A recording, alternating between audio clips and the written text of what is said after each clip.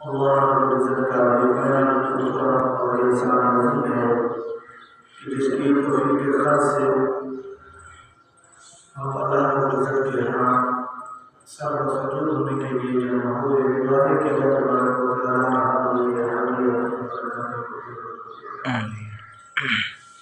آج کی اس جمعہ مبارک کی مجلس کے لیے میں نے جس ٹاپک کا جس موضوع کا انتخاب کیا وہ بڑا اہم ٹاپک ہے، وہ بڑا اہم سبجیکٹ ہے۔ اس دور میں عبادیت زدہ دور ہے، فطر دور ہے، جس دور میں طرح طرح کی فرقہ واریت، فرقہ پرستی، یہ وہ دور ہے۔ اس دور میں نوجوان نسل کے دل سے نوجوان کا جو تعلق اپنے پیارے حبیب حضرت محمد مصطفیٰ صلی اللہ علیہ وسلم سے ہوا کرتا تھا، اس دور میں نوجوان امت سے، نوجوان نسل سے حضور صلی اللہ علیہ وسلم کی محبت، حضور صلی اللہ علیہ وسلم کی الفت، آقا کریم صلی اللہ علیہ وسلم کا ادب اور احترام چھینا جا رہا ہے، لوگوں کے دلوں سے، نوجوانوں کے دلوں سے نکالا جا رہا ہے۔ تو میں نے چاہا آج آپ دوستوں کے ساتھ اس موضوع پر گفتگو کروں۔ دعا ہے کہ اللہ تبارک و تعالیٰ ہمارے یہ حاضریہ پر کارنامے کو آمین۔ تو آج کا جو موضوع ہے وہ موضوع ہے ایمان کی حقیقت، ایمان کا مقدار، ایمان کی جو روح ہے وہ کیا ہے۔ کیونکہ ہر بندہ یہی چاہتا ہے کہ میں آخرت میں کامیاب ہوں، مجھے آخرت میں کامیابی نصیب ہو، آخرت میں میرا چھٹکارا ہو جائے، قبر کے عذاب بھی میرا ختم ہو جائے، پھر جو محشر کا میدان ہوگا وہاں جو مراحل ہوں گے، ہر ایک مرحلے کے اندر میں کامیاب ہو جاؤں، مجھے نجات مل جائے، مجھے چھٹکارا حاصل ہو جائے۔ تو یاد رکھو آخرت میں جو کامیابی کا معیار ہے، آخرت میں جو کامیابی کی گارنٹی اور ضمانت ہے وہ ایمان ہے۔ جس بندے کا ایمان مضبوط ہوگا، ایمان پختہ ہوگا، جس بندے کا ایمان سلامت ہوگا، صحیح ہوگا، وہی بندہ کل قیامت والے دن، آخرت والے دن کامیاب اور کامیاب ہوگا۔ جس بندے کے دل میں، جس بندے کے باطن میں، اندر میں ایمان سلامت نہیں ہوگا، ایمان صحیح نہیں ہوگا، ایمان مضبوط نہیں ہوگا، جس بندے کا ایمان سچا نہیں بلکہ کھوٹا ہوگا، وہی بندہ آخرت میں ناکام اور نامراد ہوگا۔ تو آئیے آج کی اس مجلس میں یہ جاننے کی کوشش کرتے ہیں کہ ایمان آخر ہے کیا، ایمان کی جو حقیقت ہے، ایمان کا جو مدار ہے، ایمان کا جو معیار آخرت میں کام آنا ہے وہ معیار کیا ہے۔ یاد رکھیں ایمان ایک ایسی شے ہے جو نہ علم سے آتی ہے نہ عمل سے آتی ہے، اور ایمان کو نہ علم بچا سکتا ہے نہ عمل بچا سکتا ہے۔ اگر ایمان علم کا نام ہوتا تو آج یورپ علمی میدان میں ہم سے کہیں اوپر ہے، تو وہ سب سے بڑے مومن ہوتے ہیں۔ اگر ایمان علم کا نام ہوتا تو کوئی انگوٹھا چھاپ جو اپنا نام بھی نہیں لکھ سکتا، جو الف با حروف تہجی قرآن مجید کے وہ بھی نہیں پڑھ سکتا، جس کو قرآن نہیں آتا، جس کو لکھنا نہیں آتا، پڑھنا نہیں آتا، وہ مومن نہ ہوتا۔ آپ اپنے ارد گرد ذرا اپنے خیال کو، تصور کو گھمائیں تو آپ کو نظر آ رہا ہوگا کہ کتنے سفید ان پڑھ مگر وہ کتنے اچھے مومن بھی ہیں، کتنے اچھے انسان بھی ہیں، مسلمان بھی ہیں، کتنے اچھے وہ مومن بھی ہیں۔ تو میں بتا یہ رہا ہوں کہ ایمان علم کا نام نہیں۔ اگر ایمان علم سے آتا، حضرت سلطان بہو جس کا لقب ہے سلطان العارفین، تو وہ کسی مدرسے میں نہیں پڑھتے، مگر لقب آپ کا ہے سلطان العارفین۔ کتنے بڑے مشہور بزرگ گزرے ہیں، کتنے بڑے لوگ تھے، اور کتنے بڑے بڑے سائنسدان، اگر ایمان علم کا نام ہوتا کتنے بڑے بڑے سائنسدان ہو گزرے ہیں، مگر وہ کافر تھے، ایمان انہیں نصیب نہیں ہوا، ایمان کی دولت سے مالا مال نہیں ہوئے۔ لہذا پتہ چلا کہ ایمان علم کا نام نہیں، نہ ایمان علم سے آتا ہے اور نہ ایمان کو علم بچاتا ہے۔ میں آگے جا کے بات کرتا ہوں۔ اور اسی طرح ایمان عمل کا نام بھی نہیں ہے، ایمان عمل سے بھی نہیں آتا اور ایمان عمل سے بچتا بھی نہیں ہے۔ حدیث پاک میں آتا ہے تاجدار کائنات صلی اللہ علیہ وسلم نے ارشاد فرمایا، یوم یاتی زمان علی الناس یجتمعون فی المساجد ولیس آحد منہم مؤمن، کہ لوگوں میری امت پر ایک وقت ایسا بھی آئے گا کہ لوگ مساجد میں کثرت کے ساتھ جمع ہوں گے، مگر آقا نے فرمایا ولیس آحد منہم مؤمن، ان میں سے کوئی ایک بندہ بھی مومن نہیں ہوگا، ایمان والا نہیں ہوگا۔ اب مساجد میں لوگ کیا کرنے آتے ہیں؟ نماز پڑھنے آتے ہیں، ذکر و عبادت کرنے آتے ہیں، قرآن پڑھنے آتے ہیں۔ تو حضور یہ فرما رہے ہیں کہ جو بندہ عبادت کرے گا اپنے وقت میں، اعمال کرے گا، اعمال زیادہ ہوں گے، مساجد میں آئیں گے، ذکر و عبادت میں مشغول ہوں گے، مگر وہ مومن نہیں ہوں گے، وہ مومن نہیں ہوں گے۔ پتہ چلا کہ ایمان عمل کا نام نہیں ہے، ایمان عمل کا نام نہیں ہے، اور نہ ایمان عمل سے بچتا ہے۔ جس طرح میں نے آپ کو پہلے بتایا کہ نہ ایمان علم سے بچتا ہے، نہ ایمان عمل سے بچتا ہے۔ آئیے قرآن مجید سے اس کی مثال پیش کرتا ہوا۔ ابلیس، شیطان، لعین، آپ نے سنا ہے کہ جب اللہ رب العزت نے حضرت آدم علیہ السلام کو تخلیق فرمایا تو اللہ نے ابلیس سمیت سارے فرشتوں کو بلایا، ایک مجلس رکھی، وہاں اللہ نے سب سے خطاب فرمایا، اور خطاب میں عنوان تھا نبی کا ادب اور احترام۔ تو اللہ رب العزت نے ساروں کو یہ حکم دیا کہ میں نے یہ حضرت آدم علیہ السلام کو بنایا ہے، خلقت کی ہے، اس کو تخلیق فرمایا ہے، لہذا اب میں رب، میں خدا تمہیں یہ حکم دیتا ہوں تم اس کو سجدہ تعظیمی کرو۔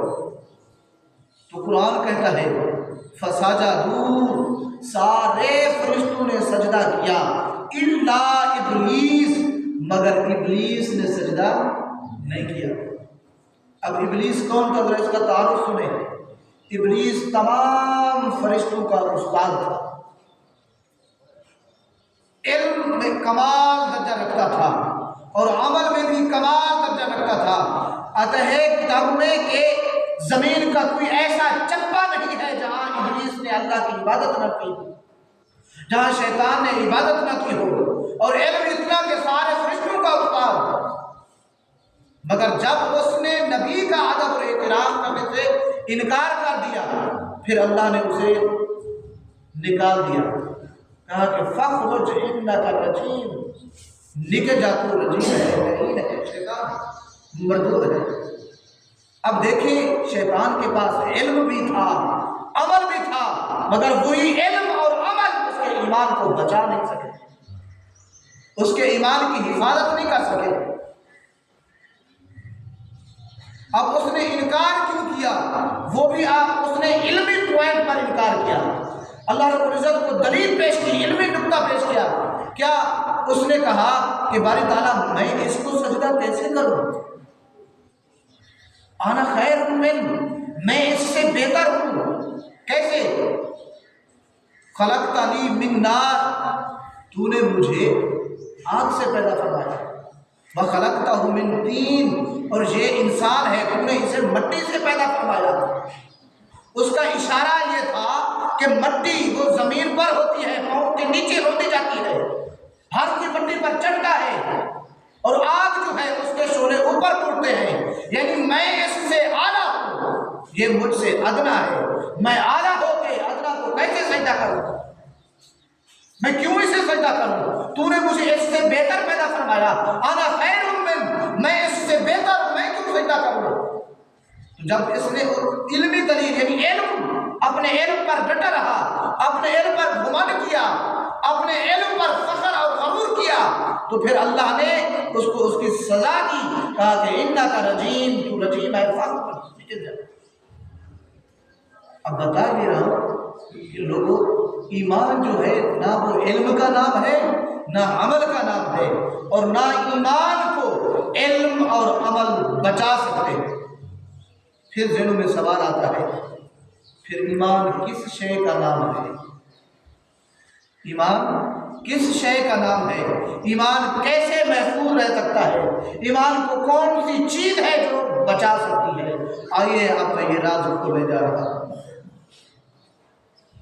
ایمان اگر دو لفظوں میں سننا چاہیں تو وہ محبت مصطفیٰ، ادب مصطفیٰ کا نام ہے، عشق مصطفیٰ کا نام ہے۔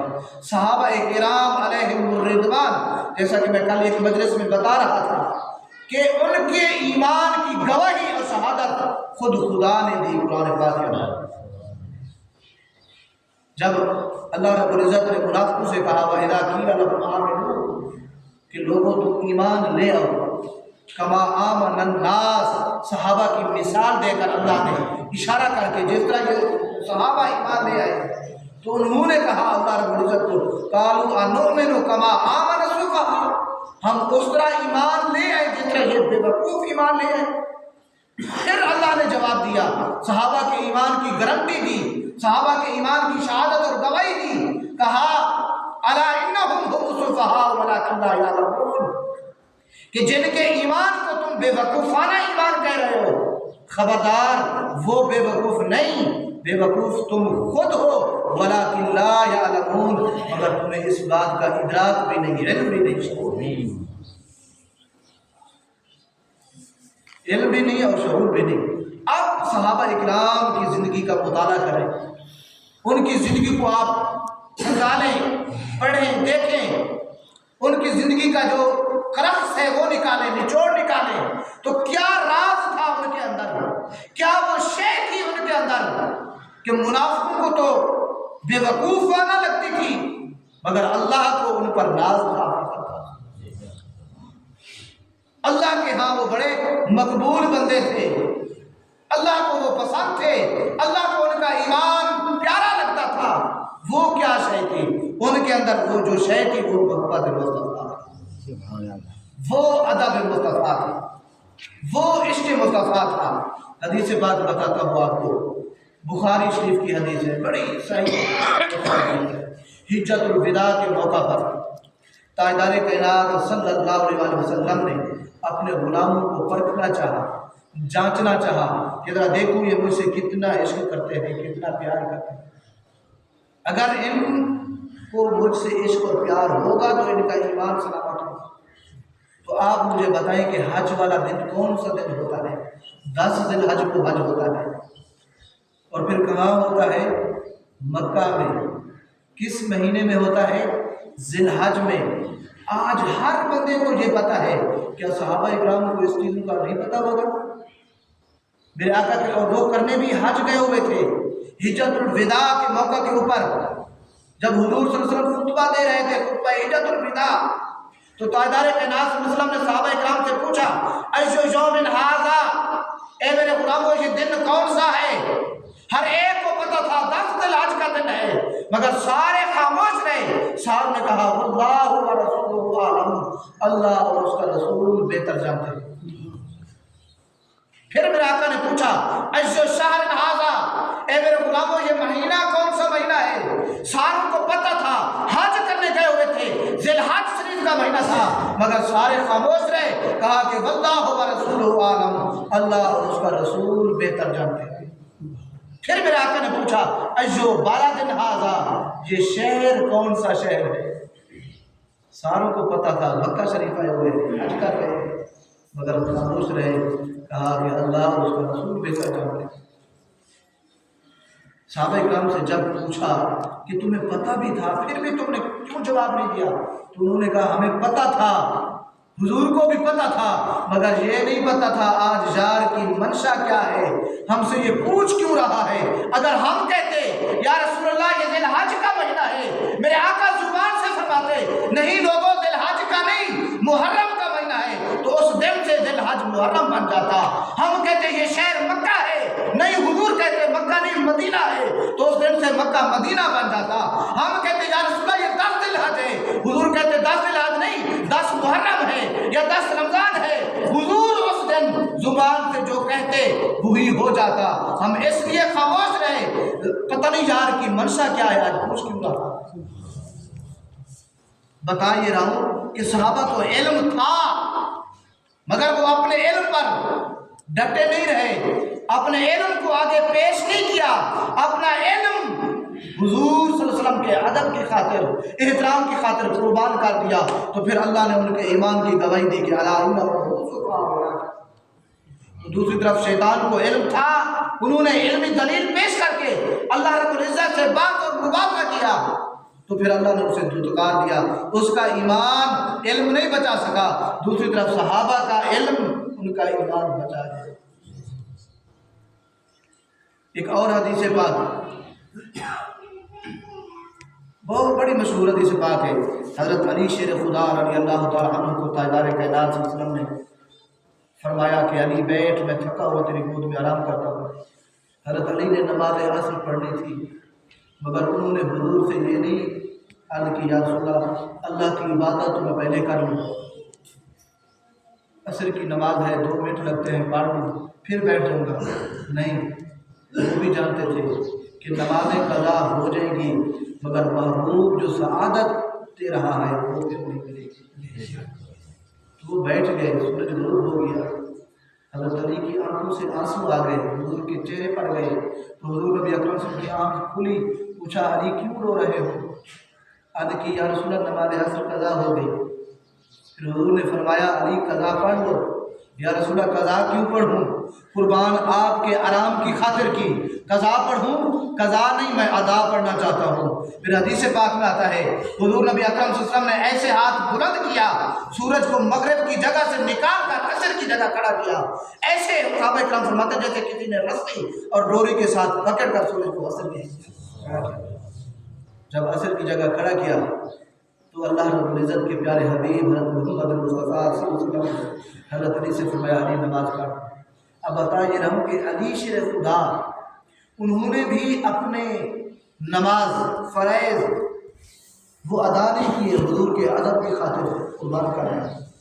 پھر ان کا ایمان کی گواہی اللہ خود دیتا ہے. یعنی صحابہ اکرام کے پاس یہی راز تھا. آج ہر بندہ یہ دعویٰ کرتا ہے کہ میں صحابہ کا غلام ہوں، صحابہ کا نوکر ہوں، ہاں صحابہ کا محب ہوں، محبت کرنے والا ہوں.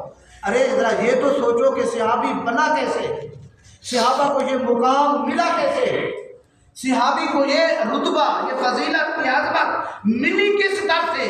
جس در سے صحابہ کو یہ مقام اور عزت ملی اسی در کو آپ پکڑو، اسی در کے دامن کو پکڑو، اسی در پہ جاؤ، اسی در پر.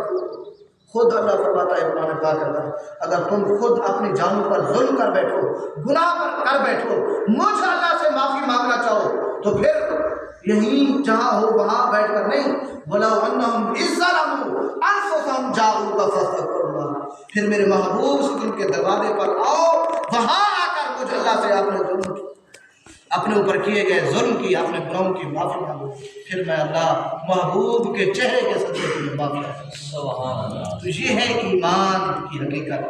ایمان کی حقیقت محبت مصطفیٰ ہے.